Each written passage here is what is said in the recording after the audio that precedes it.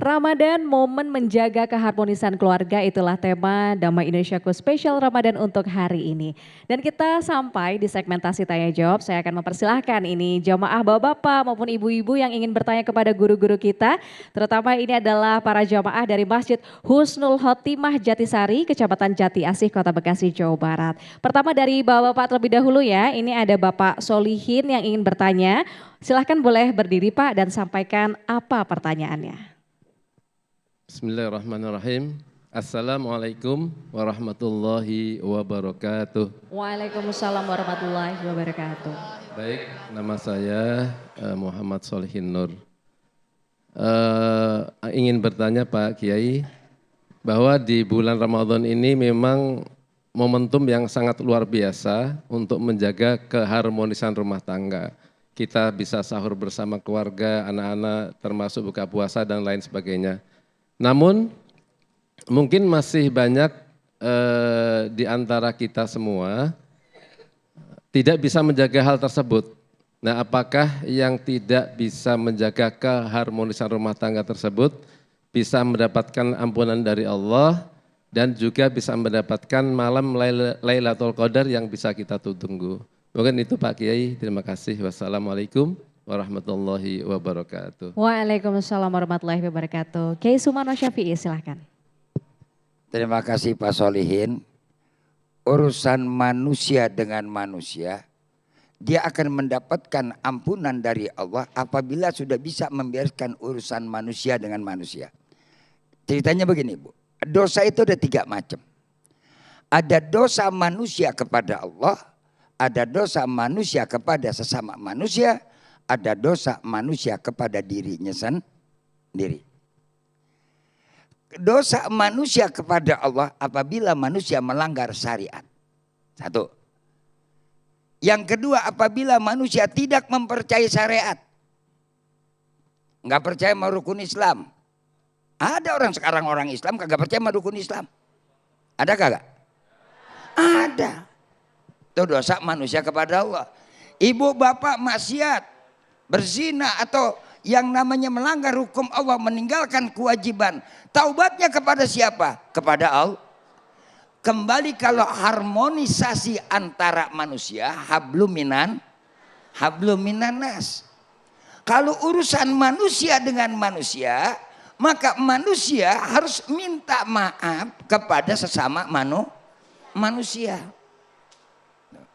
Walaupun kita keluar air mata darah depan Ka'bah tawaf 700 kali putaran Pak. Tapi kalau kita zolim kepada orang, tidak pernah kita minta maaf kepada orang yang kita zolimi, jangan harap Allah akan ampuni dosanya. Walaupun 1 juta triliun uang dia sedekahkan, kalau dia tidak minta maaf kepada sesama, Allah tidak akan maafkan. Paham Ibu? Kajian macam-macam malaki. Romannya melaki pedangki aja. Tuh. Laki aja salahin mulu. Gak boleh Bu, zalim itu. Tuh. Lalu apakah kita dapat Lailatul Qadar? Setiap manusia Allah berikan kesempatan mendapatkan Lailatul Qadar. Malam itu kesempatan manusia berinvestasi di bulan Ramadan. Tidak melihat orang yang baik, tidak melihat orang yang buruk. Yang mana malam itu kesempatan dia bisa berlaku baik, berbuat baik, dan dia sedang melakukan kebaikan dan sedang mengerjakan yang baik di tempat yang baik. Insya Allah dia dapat Lailatul Qadar. Khairum min alfi syahrin. Kapan Lailatul Qadar itu terjadi? Asrul awakhir min Ramadan, kama qala ulama, sebagaimana disampaikan oleh para ulama ahli sunnah wal jamaah, annahum yatafakun, mereka bersepakat fi asril awakhir Ramadan, 10 terakhir bulan Ramadan, karena Nabi selalu beriktikaf di 10 terakhir. Kalau kita itikafnya bukan di masjid, itikafnya bukan di rumah, itikaf kita ada di pasar malam sama di mall. Paham nih? Ini tegas-tegas saja kita ngomong sekarang. Jadi kalau dosa manusia kepada urusan sama Allah, dia harus minta taubat kepada Allah, bukan pakai minta maaf sama pemirsa, kagak. Paham itu urusannya? Biar paham. Jadi ada kesempatannya untuk mendapatkan Lailatul Qadar ya Kiai ya, dan kita harus selalu Siapapun mengupayakan. Allah kasih kesempatan, jangankan yang namanya orang baik, orang ahli maksiat, ketika malam itu dia lagi taubat, dia lagi bener nih. Umpama pas malam itu biasanya dia lagi keliling jalan, lagi dagangin apamnya, dia istirahat. Di malam itu kebetulan tuh dia ngasih makan kucing aja, kucing dia kasih makan. Masya Allah Bu, Bapak rahimakumullah, tuh kucing kelaparan dikasih makan, dapat sama juga beribadah khairum min alfi syahrin. Masya Allah. Baiklah, semoga menjawab pertanyaan dari Bapak Solihin. Selanjutnya saya beri kesempatan kepada jamaah ibu-ibu untuk memberikan pertanyaan kepada guru-guru kita. Ini ada Ibu Wiganti ya yang akan bertanya, boleh berdiri Ibu dan sampaikan pertanyaannya. Silahkan.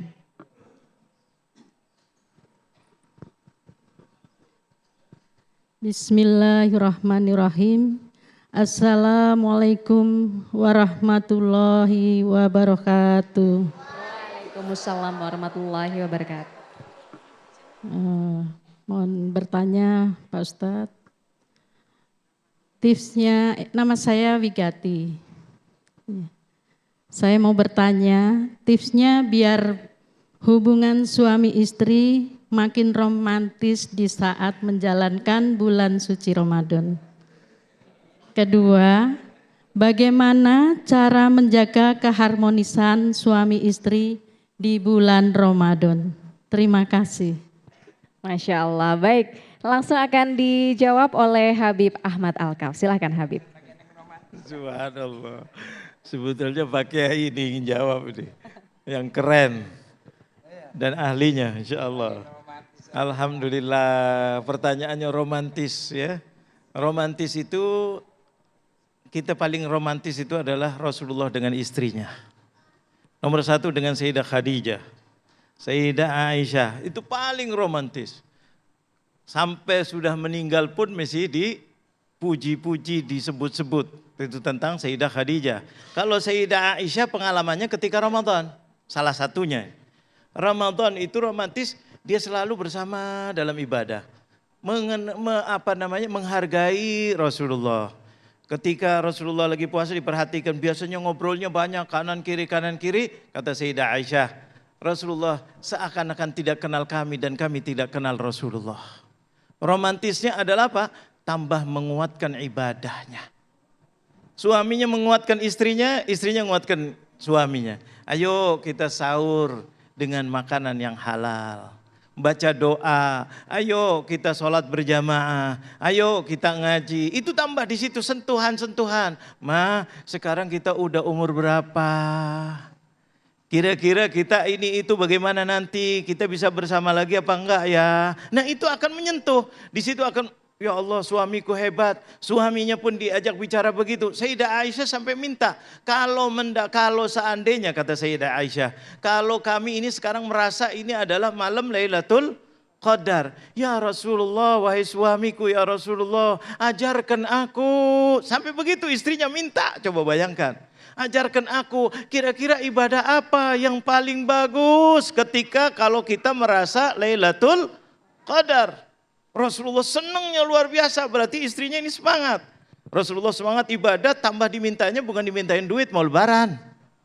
Enggak, ini sudah dekat, ini takut nanti kehabisan beli sepatu, beli kaos, beli baju, beli kerudung. Enggak, yang diminta adalah 10 terakhir adalah apa? Minta doa. Maka Rasulullah mengatakan apa? Doa yang bagus, wahai istriku yang solehah, ya Humairah, wahai yang pipinya kemerah-merahan, coba bayangkan.